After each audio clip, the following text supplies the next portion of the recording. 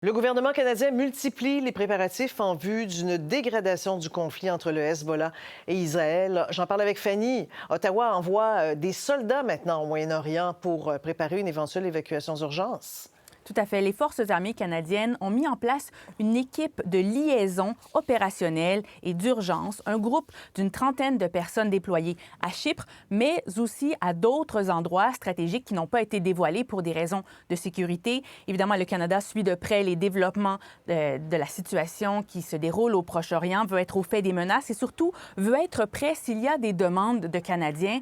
Selon les registres du gouvernement canadien, Julie, il y a 22 000 Canadiens qui se trouvent actuellement au Liban, mais on estime qu'en réalité, ils pourraient être beaucoup plus nombreux, jusqu'à 50 000 personnes. Alors oui, le Canada se prépare à une évacuation, mais surtout, il demande aux Canadiens qui sont toujours là-bas de se rendre au Canada, de rentrer au pays par leurs propres moyens pendant qu'il est encore temps, pendant qu'il y a encore des vols commerciaux. Alors, on a eu un communiqué du ministère de la Défense un peu plus tôt. Je peux vous en lire un extrait. On écrit « Bien qu'une planification prudente soit en cours, nous tenons à réitérer que le Canada n'offre pas actuellement de départ assisté ou d'évacuation pour les Canadiens au Liban et il n'y a jamais de garantie que le gouvernement canadien évacuera les Canadiens dans une situation de crise. » Julie, je vous propose d'écouter l'ancien ambassadeur du Canada au Liban qui s'appelle Louis Delormier, avec qui je me suis entretenue un peu plus tôt. C'est lui qui a coordonné le rapatriement de 15 000 Canado-Libanais lors du conflit en 2006. Il explique qu'en 2006, on avait beaucoup moins de temps pour préparer ce genre d'opération.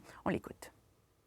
Mais le résultat concret, c'est qu'à partir du moment où il y a une guerre, ben, vous travaillez dans des conditions extrêmement périlleuses et c'est pour ça que Ottawa cherche à, à pousser les gens à quitter pendant qu'il est encore temps. Ce serait la situation idéale parce que, ultimement, si c'est la guerre, on pourrait même, quand je dis on, c'est Ottawa, pourrait même ne pas avoir la capacité d'évacuer personne.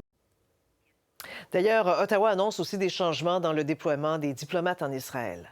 Tout à fait. Ottawa évacue les enfants de diplomates et leurs tuteurs légaux de Tel Aviv vers un endroit plus sûr qui n'a pas été dévoilé. Et on nous assure que l'ambassade du Canada en Israël, mais aussi au Liban, reste pleinement opérationnelle. Merci beaucoup, Fanny. Au revoir.